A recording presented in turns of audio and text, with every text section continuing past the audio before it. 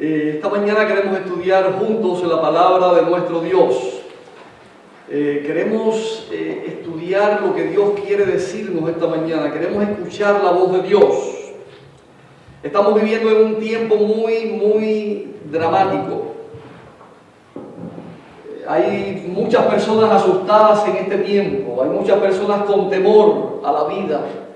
Hay muchas personas que no saben qué va a suceder dentro de unos días. Pero hay personas que en este momento están sufriendo realmente, tristemente, la realidad de la guerra.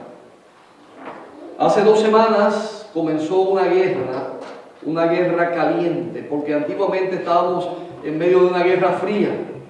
Saben que hay esos 2 tipos de guerra, la guerra fría y la guerra caliente, porque la guerra fría es cuando las naciones se amenazan y están compitiendo a ver cuál de ellos tiene mejores y más poderosos armamentos, a ver cuál de ellos tiene mejor economía, quién de las naciones puede ejercer más influencia en el mundo. Esa es una guerra fría que vivimos hace unos años atrás. Pero hoy estamos volviendo a la guerra en vivo, a la guerra caliente, a la guerra con las armas físicas y los hombres y las naciones agrediéndose físicamente y miles de personas perdiendo la vida. Quiero leer con ustedes en Mateo capítulo 24, el Evangelio según Mateo capítulo 24, en los versículos 6 al 8. Ahí hay un mensaje para nosotros del Señor Jesús. Mateo capítulo 24, versículos 6 al 8, dice allí: y oiréis de guerras y rumores de guerras. Mirad que no os turbéis, porque es necesario que todo esto acontezca, pero aún no es el fin. Porque se levantará nación contra nación y reino contra reino, y habrá pestes y hambres y terremotos en diferentes lugares, y todo esto será principio de dolores. Dice allí que habrá guerras y rumores de guerras. Ya no solamente son rumores, ha comenzado la guerra. Y me llama la atención cómo las naciones cambian el significado de las cosas. Hace algunos años atrás, ustedes recuerdan cuando hubo una invasión a Irak. ¿Quién invadió a Irak? Los Estados Unidos de América. También a otras naciones, a otros países como también Afganistán. Han sido invadidos, han sido atacados por los Estados Unidos de América, por las razones que sean. Pero no hay ningún problema con que usted aquí en este país sea un periodista o quiera hablar de la invasión o de la guerra o lo que hace este país o lo que hace el presidente o esta nación. No hay ningún problema. Usted puede decirlo, a ellos no les importa lo que usted diga. Ellos van a seguir adelante con su manera de hacer o su guerra. Pero ahora comenzó una guerra, una invasión desde Rusia para Ucrania. Y es una invasión muy fácil porque Ucrania tiene fronteras con Rusia. Y Ucrania era un país de la Unión Soviética que pertenecía al mismo bloque hace unos años atrás. Así que era fácil para Rusia invadir a Ucrania. Entonces, lo interesante y la diferencia que hay con los Estados Unidos y Rusia es que en este momento, si usted es periodista o si usted tiene un canal de YouTube o si usted puede hablar por televisión de alguna manera y usted menciona la palabra invasión o menciona la palabra guerra, usted puede ser penalizado con 15 años de cárcel.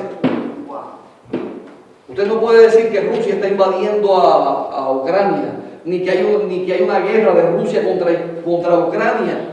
El presidente Putin le llama una operación militar especial. No es una invasión ni es una guerra. Una operación militar especial.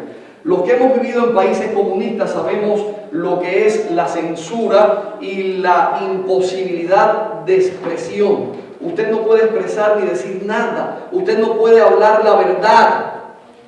Porque solamente tienes que guiarte por el guión que ellos tracen, lo que ellos digan que tú puedes decir. Conozco a una persona que por ir leyendo un libro en inglés en un bus en mi país, le echaron 3 años de cárcel. Conozco a otro que por hablar en contra o simplemente decir malas palabras de un dirigente del partido allá en Cuba, le echaron 5 años de cárcel. Es decir, no se puede hablar. Hay una misión del gobierno que no te permite hablar. Ellos lo quieren controlar todo, ellos lo quieren dominar todo. Y esta invasión de Rusia contra Ucrania está trayendo mucho dolor, sufrimiento y muerte. En estos días estaba viendo algunos videos de esta guerra. Cuántos cientos de miles de personas saliendo, huyendo, buscando un lugar donde refugiarse, porque los bombardeos, los misiles están cayendo en las ciudades y cientos y miles de personas están perdiendo la vida. Ya se cree que hay cerca de 10.000 muertos. Rusia no reconoce los muertos. Ellos dicen ahora que ellos tienen como 500 muertos de sus soldados, cuando en realidad pueden ser más de 4 o 5.000 muertos. Terrible. Estas son las consecuencias de la guerra. No pude evitar que salieran las lágrimas cuando yo veía a los niños que iban corriendo con sus padres, especialmente con sus madres, porque los padres de 18 hasta 60 años no pueden salir del país. Los hombres mayores de 18 años, entre 18 y 60 años, no pueden salir de Ucrania. No crean que Ucrania y que el presidente Zelensky es una bella persona y que ellos son justos y honestos. Tampoco lo son. Ningún gobierno, ningún gobernante de este mundo es justo y honesto. Todos son corruptos y malvados y están vendidos a alguna política o a algún poder superior que los domina. De eso hemos hablado muchas veces acá. Pero saben ustedes, ya hay por lo menos 1.200.000 refugiados que han salido de Ucrania a los países vecinos como Polonia, Hungría, otros países que están allí cerca, que son vecinos, y están refugiándose allí cerca en esos lugares. Y es tan lindo ver cómo esas personas están llegando y les están brindando ayuda, servicio, los están llevando a sus propias casas. Y yo me preguntaba cuando estudiaba esto para hablar con ustedes esta mañana, ¿qué estará sucediendo con los adventistas del séptimo día? ¿Qué será lo que está pasando con los adventistas del séptimo día en Ucrania? ¿Saben?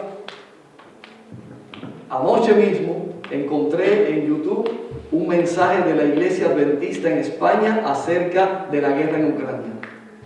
Y está explicando lo que está sucediendo, porque hay muchos refugiados que van de Ucrania para España.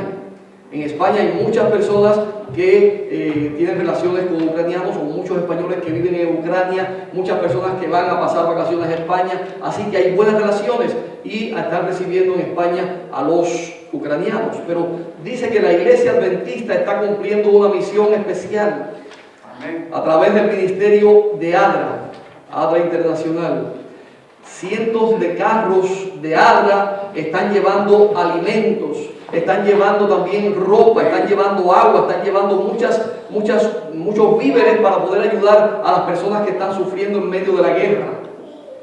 La iglesia está cumpliendo su misión. Y los hermanos que salen desde Ucrania a otros países, los que son miembros de la iglesia, yo estaba pensando en estos días, yo decía, si yo estuviera en Ucrania, no tendría ningún temor en salir a otro país, porque nosotros tenemos una gran familia en el mundo entero. Donde quiera que lleguemos, tenemos una familia que nos recibe. Y eso están haciendo los hermanos de la iglesia en Polonia, en Hungría, en distintos países. Están dándole asilo en sus propias casas a los hermanos de la iglesia que están saliendo del país. Y quiero decirles que hay cientos de iglesias adventistas en Ucrania. Muchas iglesias adventistas. Hay más de 45.000 hermanos adventistas en Ucrania. Así que hay muchos hermanos allí. Ahora me pregunto, ¿será que Dios abandonó a su pueblo? ¿Será que Dios abandonó a los hermanos cristianos de otras denominaciones que también son parte del pueblo de Dios, porque dice el Señor, tengo otras ovejas que no son de este redil y a las cuales también me conviene llamar. Y dice, salid de medio de ella, pueblo mío, y el Señor llama a su pueblo de todas las denominaciones cristianas. Así que no solamente los adventistas del séptimo día, hay muchos pueblos, muchos hijos de Dios en otras denominaciones. ¿Será que Dios ha abandonado a su pueblo y por eso está permitiendo que mueran por cientos y miles en Ucrania? ¿Qué debemos hacer nosotros como cristianos, como adventistas del séptimo día? En estos días una hermana me dijo, hicimos una oración especial, un grupo que tenemos, para que Dios detenga la guerra en Ucrania.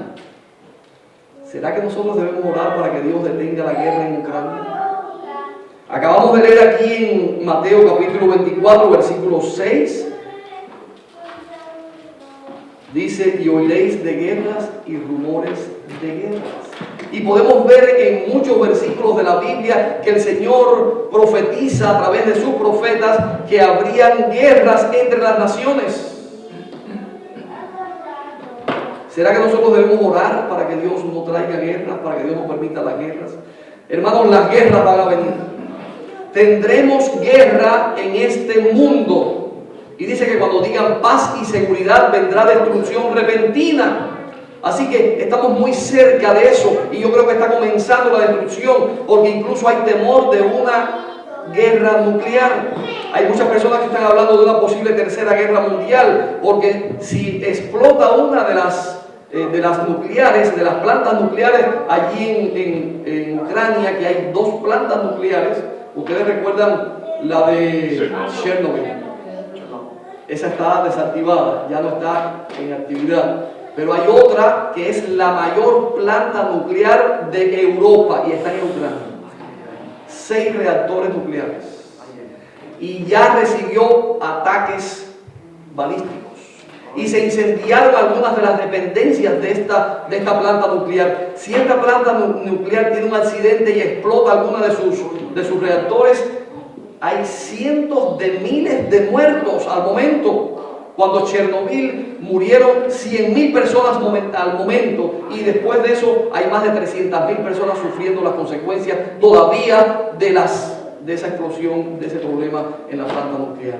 Además de eso, el presidente Putin dijo que prepararan las armas nucleares en su país para si acaso las necesitaba utilizar. Así que ahora la OTAN está preparándose por si acaso está preparado para una guerra nuclear. Hermanos, el temor y la expectación de las cosas que vendrán sobre la redondez de la tierra nos tienen asustados. Las personas están con mucho temor, a causa de lo que está sucediendo en el mundo. No sabemos lo que va a suceder en este país y en el mundo entero dentro de unos días. Es más, ya algunos están viendo cómo está la inflación en este país. Cómo está subiendo el petróleo, cómo está subiendo la gasolina, cómo están subiendo los alimentos, cómo están escaseando muchas cosas. Estamos comenzando a recibir las consecuencias de estos desastres que el hombre está trayendo con estas guerras y estos problemas al ser humano. La vida se está haciendo cada día más difícil. ¿Saben por qué? Porque el fin está cerca. Porque Cristo Jesús tendrá que intervenir para poner fin a los que destruyen la tierra, dice la palabra de Dios. El Señor tendrá que poner su mano para intervenir. Ahora les preguntaba qué debemos hacer nosotros los adventistas, los cristianos. ¿Debemos orar? Sí, debemos orar. La Biblia dice que oremos por nuestros gobernantes para que haya paz y para que podamos seguir predicando el Evangelio. Pero ¿saben una cosa? Habrá guerras. Por más que oremos, no podremos evitar las guerras. Por lo tanto, yo les aconsejo, oremos para que Dios proteja a su pueblo remanente en todas partes del mundo. Tenemos que orar por el pueblo de Dios, para que Él proteja a su pueblo y podamos cumplir la misión de la predicación del Evangelio. No para que Dios detenga la guerra. Dios hará su voluntad y Él va a juzgar a las naciones por lo que están haciendo. Y cada uno tendrá que dar cuenta de sus propias obras. Pero nosotros como parte del pueblo de Dios tenemos una misión. Cristo Jesús nunca se metió en asuntos de política. Cristo Jesús nunca habló asuntos del gobierno, ni del imperio romano, ni del gobierno civil. Él no se metió en asuntos de políticas. solamente cumplió su misión. Nosotros tenemos que preocuparnos por cumplir nuestra misión, la predicación del Evangelio, la preparación del pueblo de Dios, el seguir la voluntad de Dios donde quiera que Él nos ponga. ¿Saben? Nosotros tenemos otra guerra. Nosotros tenemos una guerra diferente a la guerra del mundo. Dice la palabra de Dios, vamos a buscar allí en Efesios capítulo 6, versículo 12. Efesios 6, 12. A ver qué nos dice la palabra de Dios acerca de la guerra del cristiano. Porque no tenemos lucha contra sangre y carne, sino contra principados, contra potestades, contra los gobernadores de las tinieblas de este siglo, contra huestes espirituales de maldad en las regiones celestes. Nosotros tenemos una guerra que librar, pero la guerra nuestra no es ni con armas físicas, ni con personas físicas. Nuestra guerra es espiritual. Nuestra guerra es contra un enemigo invisible que está tratando de ganar y destruir nuestras vidas. Por eso nuestra guerra es una guerra espiritual, es una guerra personal, es una guerra contra el enemigo que está luchando contra el pueblo de Dios. Dice en Testimonios Selectos, tomo 3, capítulo 27, la guerra contra el yo es la mayor guerra que se haya peleado alguna vez. ¿Cuál es la peor de las guerras? La mayor de las guerras. La guerra contra el yo. Hermanos, esa es la guerra y la batalla más difícil que nosotros tenemos que luchar. Tenemos que preocuparnos por vencer a nuestro enemigo que está dentro de nosotros. Porque el enemigo del ser humano es el mismo. Nuestra naturaleza pecaminosa y pervertida por el pecado está haciendo que nosotros vayamos a la muerte y a la destrucción eterna. Y esa es la principal guerra con la cual debemos enfrentarnos contra el yo que nos lleva hacia los deseos de la carne, hacia los deseos pecaminosos, hacia las cosas del mundo. Porque dice que el deseo de la carne es contra el espíritu y el espíritu contra la carne, para que no hagáis lo que quisierais. El enemigo está luchando desde adentro para destruirnos. Dice más allí en Testimonios Selectos, no es fácil la obtención, vamos un poquitico más atrás, el ser revestido de humildad, la entrega del yo, la posesión de ese amor que es puro, benigno, lleno de amabilidad y de buenos frutos, no es fácil de obtener. Y sin embargo es nuestro privilegio y debemos ser perfectos vencedores aquí. ¿Debemos ser qué? Perfectos vencedores de nuestros defectos de carácter, del yo.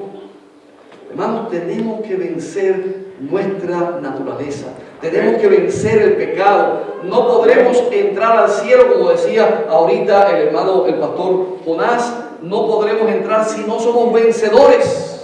No podremos alcanzar la salvación a menos que venzamos el pecado en nuestras propias vidas y en nuestro carácter. Porque lo único que llevaremos al cielo, ¿qué cosa es? El carácter, pero no este que tenemos imperfecto. Tenemos que tener el carácter de Cristo. El carácter de Cristo en nuestras vidas. Dice que Jesús es nuestro ejemplo y Él no vino para ser servido, sino para servir. No vino para cumplir su propia voluntad, sino la de aquel que lo había enviado. En todas las cosas se sometió al que juzga rectamente, se sometió al Padre. Jesús era Dios, Él podía haber hecho su propia voluntad, pero Él se sometió como hombre a la voluntad del Padre. Y ese es nuestro deber, imitar el ejemplo de Jesús para ser vencedores, como dice allí en Apocalipsis 3:21, al que venciere, así como yo he vencido y me he sentado con mi Padre en su trono. Hermanos, para sentarnos con Cristo en su trono tenemos que vencer así como Jesús venció. Dice otra nota acá del espíritu de profecía también en Testimonios Selectos. Pronto penosas aflicciones sobrevendrán entre las naciones, una angustia que no cesará hasta la venida de Jesús. Hermanos, de aquí en lo adelante la angustia, la guerra, el temor, la muerte estará acechando al ser humano constantemente hasta la segunda venida de Cristo. Esto no va a terminar. Tendremos que enfrentarnos con el dolor, la pérdida, la muerte, aún de nuestros seres queridos en muchas ocasiones. Los juicios de Dios están en la tierra, las guerras y los rumores de guerra, la destrucción por fuego e inundación, dicen claramente que el tiempo de angustia el cual irá en aumento hasta el fin, está cerca, a las puertas. No tenemos tiempo que perder. Estamos aprovechando bien nuestro tiempo. Estamos ocupándonos en el estudio de la palabra de Dios, como decía el hermano Jim. Tenemos que prepararnos estudiando la palabra de Dios, conociendo nuestras doctrinas. Estamos preparados para el tiempo de angustia que está a las puertas. Estamos preparados. El mundo está perturbado por el espíritu de la guerra. Las profecías del capítulo 11 de Daniel casi se han cumplido ya, dice el espíritu de profecía. Debiéramos estudiar más las profecías. En estos días tuvimos acá una campaña profética y estudiamos las profecías de Daniel y Apocalipsis, y fue algo muy bueno porque pudimos profundizar en el conocimiento profético. La batalla comenzó hace mucho tiempo. ¿Cuándo comenzó esta guerra? ¿Cuándo comenzó esta batalla? ¿Cuándo comenzó el mal a asediar al ser humano? Vayamos a Apocalipsis capítulo 12, Apocalipsis capítulo 12, versículos 7 al 9. Dice allí: después hubo una gran batalla en el cielo. Miguel y sus ángeles luchaban contra el dragón, y luchaba el dragón y sus ángeles. Pero no prevalecieron, ni se halló lugar para ellos en el cielo, y fue lanzado fuera el gran dragón, la serpiente antigua que se llama Diablo y Satanás, el cual engaña al mundo entero. Fue arrojado a la tierra y sus ángeles fueron arrojados con él. ¿Dónde comenzó la guerra? Tristemente, hermanos, la guerra comenzó en el cielo. Parece algo imposible cuando imaginamos que esta guerra, esta gran batalla comenzó en el cielo, al lado de Dios, en un ser que era perfecto, que Dios había creado, pero que se rebeló contra Dios porque quiso instaurar un nuevo gobierno, quiso darle un golpe de estado a Dios, quiso eliminar las leyes de Dios y establecer sus propias leyes, sus propias normas, su propio gobierno. Es el enemigo de Dios. Él se rebeló contra Dios y estableció la guerra desde los lugares celestiales, pero tristemente no se quedó la guerra en el cielo. Si la guerra se hubiera quedado allá, no tuviéramos aquí el sufrimiento que estamos teniendo ahora. La guerra se trasladó a esta tierra porque el enemigo se propuso destruir la creación de Dios. El enemigo se propuso destruir la ley de Dios. El enemigo se propuso demostrar que Dios no es bueno y que no se puede guardar su ley. Ese es el propósito de Satanás. Por eso nosotros como remanente tenemos la misión de vencer al enemigo así como Cristo venció. Por eso nosotros debemos vencer al pecado como Cristo le venció, porque nosotros hemos sido llamados para demostrar ante el universo que sí se puede guardar la ley de Dios. No se puede guardar por nosotros mismos, no la podemos guardar por nuestros propios méritos, pero todo lo puedo en Cristo que me fortalece, dice Filipenses 4:13. Así que yo no guardo la ley por mi propia fuerza, no la guardo por mi propia naturaleza, la guardo porque Cristo habita ahora en mí. Amén. Y esa es la fortaleza que el Señor nos da para poder vencer al enemigo. La batalla se está librando ahora mismo. La guerra la estamos librando ahora mismo. No es una guerra que viene pronto, no es una guerra que se acerca a nosotros. La guerra ha llegado. El tiempo de angustia, cual nunca fue, está delante de nosotros, pero ya estamos en guerra, ya estamos en batalla, ya estamos en la lucha contra el enemigo. Quiero invitarles a buscar en Apocalipsis capítulo 14. Apocalipsis capítulo 14, versículo 6 en lo adelante. Vamos a ver cómo se presenta aquí la guerra, la batalla del pueblo de Dios. Y vi volar por en medio del cielo otro ángel que tenía el evangelio eterno para predicarlo a los moradores de la tierra, a toda nación, tribu, lengua y pueblo, diciendo a gran voz: temed a Dios y dadle gloria, porque la hora de su juicio ha llegado, y adorad a aquel que hizo el cielo y la tierra y el mar y las fuentes de las aguas. Y otro ángel le siguió diciendo: ha caído Babilonia, la gran ciudad, porque ha hecho beber a todas las naciones del vino del furor de su fornicación.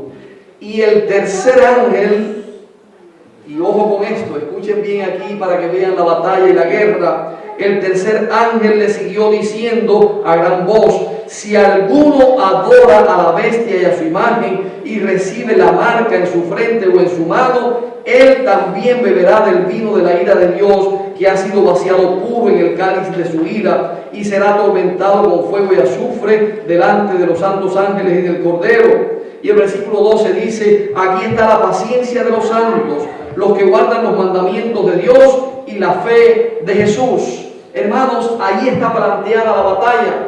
El enemigo quiere imponer sobre nuestra frente, sobre tu frente o sobre tu mano, su marca. La marca que él quiere para identificar a los que le siguen. Él está luchando por imponer su marca en tu frente o en tu mano. La batalla que se está dirigiendo actualmente contra nosotros es esta. Es la batalla por la marca de la bestia o el sello de Dios. El Señor quiere poner su sello sobre tu frente. Él quiere poner el sello sobre tu vida para identificarte como su remanente, como su pueblo, como su hijo. Pero el enemigo quiere imponer su marca. ¿Cómo está haciendo esto? ¿Cómo está el enemigo atacándonos para imponer su marca? Hermanos, dice aquí que los que adoran a la bestia y a su imagen. ¿Cómo se adora a la bestia y a su imagen? Siguiendo sus principios, siguiendo sus enseñanzas, aceptando sus doctrinas, aceptando su manera de ser y de pensar, aceptando sus leyes, obedeciendo sus dogmas y sus ideas. Esa es la forma que el enemigo quiere hacernos para imponer sobre nosotros la marca de la bestia. Pero saben, algunos piensan la marca de la bestia va a ser puesta cuando se imponga la ley dominical. Entonces será puesta la marca de la bestia. Pero saben, el que piense así va a fracasar. Ahora es el momento de enfrentarnos contra la marca de la bestia. Cada día que usted dedica a estudiar la palabra de Dios, usted está recibiendo el sello de Dios y evitando la marca de la bestia. Cada día que tú vienes a la iglesia para adorar a Dios, estás huyéndole a la marca de la bestia y recibiendo el sello de Dios. Cada día que tú decides cambiar tu vida, cambiar tu manera de vestir, cambiar tu manera de comer, cambiar tu manera de andar, tu manera de hablar y ser semejante a Jesús, tú estás recibiendo el sello de Dios. Pero si no haces esto, estarás recibiendo la marca de la bestia. Cada decisión que tomamos, cada cosa que hacemos, nos lleva a aceptar la marca de la bestia o el sello de Dios. Cada día, hermanos, no es solamente cuando llegue la ley dominical, porque algunos, por ejemplo, dicen hay que salir de las ciudades antes que llegue la ley dominical. Y otros dicen no, hay que salir de las ciudades cuando llegue la ley dominical.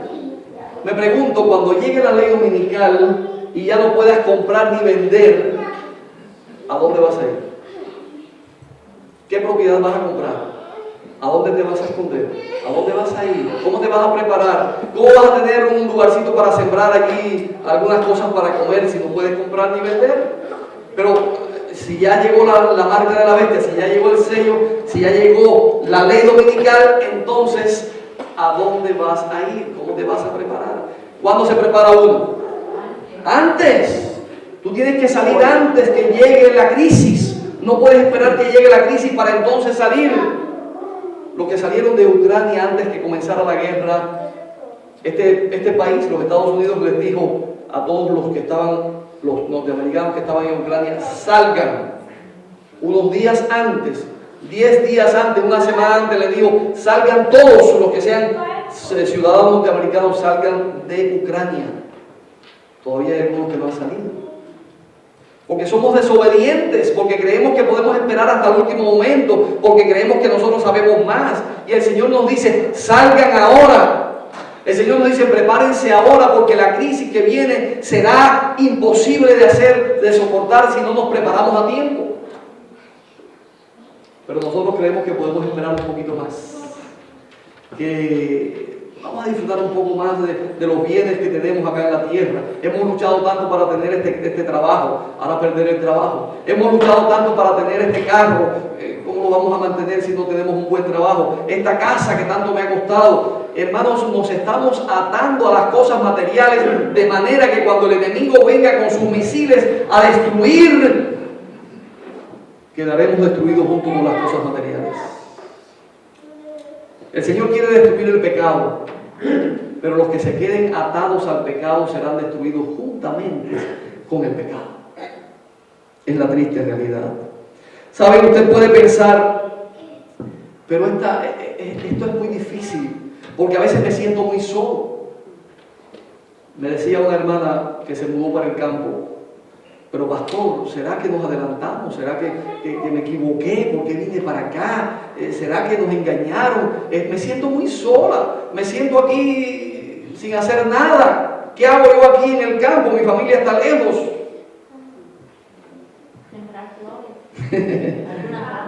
Te puede parecer que estás solo, te puede parecer que estás, que son pocos los que están contigo. ¿Recuerdas tú a Gedeón? Cuando Gedeón fue a combatir contra el enemigo, que eran más de 200,000 los enemigos que venían contra el pueblo de Dios, el Señor le dijo, vete y preséntate y llama a todos los que quieran venir a la guerra. Y todos los que vinieron a la guerra eran miles también, ahora no recuerdo los números, solamente estoy recordando la historia. Y dice que Dios le dijo, son muchos, no necesitamos tanta gente. Y los puso a prueba. Y cuando pasaron por la prueba, finalmente, ¿cuántos quedaron? 300, solamente 300 hombres. Y Dios le dijo, con estos 300 hombres voy a librar a Israel. Dios no necesita un pueblo, una multitud, un ejército. Dios tiene poder para librarnos con poco o con mucho. Amén. Para Dios no hay nada imposible. Recuerdo también cuando el profeta, ¿quién era? El profeta Eliseo, con sus siervos Giesi, estaban en la ciudad, creo, de Samaria, estaban rodeados y entonces no podían salir y lo estaban persiguiendo para encontrar a Eliseo y para matarlo. Y entonces Giesi le dijo, Señor mío, estamos perdidos, mira cuánto ejército, cuánta gente, no podemos escapar. Y Eliseo le dijo, tranquilo, Señor, muéstrale a este para que vea. Y cuando se le abrieron los ojos a Giesi, ¿qué vio? Los ejércitos de ángeles que estaban alrededor, dice, son más los que están con nosotros que los que están con ellos. Hermanos, no estamos solos. El Señor tiene un ejército para proteger a su pueblo. El Señor tiene un ejército para protegerte a ti, para cuidarte, para bendecirte, para llevarte a la salvación. No pienses que necesitas de un ejército, no pienses que necesitas de poder, no necesitas de dinero, no necesitas tener muchas cosas. El Señor va a abrir las puertas y te va a mostrar su salvación. Tenemos que aprender a confiar en el Señor. ¿Saben? Hay un versículo que a mí me da mucha confianza, porque está allí en Apocalipsis capítulo 19, versículo 11. Les invito a que lo lean conmigo y que lo recuerden esta mañana en sus mentes y en sus corazones. Entonces vi el cielo abierto y he aquí un caballo blanco, y el que lo montaba se llamaba Fiel y Verdadero, y con justicia juzga y pelea. Así que, hermanos, no estamos solos. Hay alguien que ha salido a pelear por su pueblo y es Cristo Jesús. Y Él no viene solo, Él viene con sus ejércitos de ángeles. Miren el versículo 14, dice, y los ejércitos celestiales vestidos de lino finísimo, blanco y limpio, le seguían en caballos blancos. Hermanos, hay un ejército dirigido por Cristo Jesús que viene a rescatar a su pueblo. que viene a proteger a su pueblo. No importa el tiempo de angustia, no importa la persecución, no importa las guerras que haga el hombre, no importa lo que quiera hacer el enemigo contra el remanente de Dios, porque Cristo Jesús ha salido para defender a su pueblo. No tenemos que tener temor, podemos confiar plenamente en nuestro comandante, en nuestro general Cristo Jesús. Todas las huestes de ángeles están puestas a nuestra disposición para salvar a los hijos de Dios. Y lo que va a suceder al final es que todas estas naciones, todos estos gobernantes entregarán su poder y autoridad ¿a quién?